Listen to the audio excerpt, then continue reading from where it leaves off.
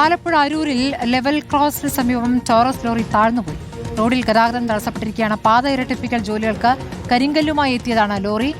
മനീഷ് മഹിപാൽ വിവരങ്ങളുമായി. മനീഷ്, ഇപ്പോൾ Taurus lorry താഴ്ന്നിരിക്കുകയാണ്. അവിടെ ഗതാഗത തടസ്സം വന്നിട്ടുണ്ടോ? അമിത ഭാരം കാരണമാണോ ലോറി താണത്?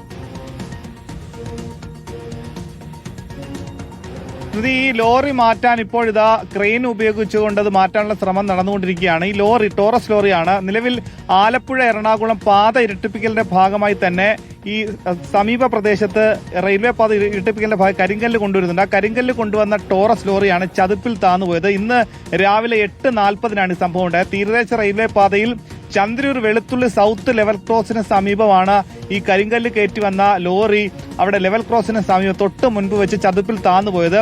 അവിടെ ഏറെ പണിപ്പെട്ടിട്ടും ഈ ലോറി പിന്നീട് മാറ്റാൻ കഴിഞ്ഞില്ല. അങ്ങനെ അവിടെ ഇന്ന് രാവിലെ അവിടെയുള്ള ആളുകൾക്ക് പല സ്ഥലങ്ങളിലേക്ക് പോകേണ്ടതായിരുന്നു. അങ്ങനെ ലെവൽ ക്രോസ് മാർഗം ആർക്കും പോകാൻ കഴിഞ്ഞില്ല. ഇരുചക്ര വാഹനങ്ങൾക്ക് മാത്രം ചെറിയൊരു വിടവിലൂടെ മാത്രം പോകാനുള്ള ഗ്യാപ്പ് മാത്രമേ ഉണ്ടായിരുന്നുള്ളൂ.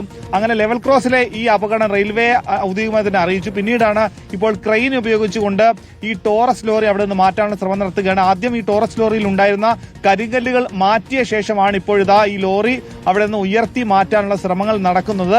ഇന്ന് രാവിലെ 8:40 ഇങ്ങനെ ഒരു സംഭവം ഉണ്ടായത്. സ്മൃതി, ശരി.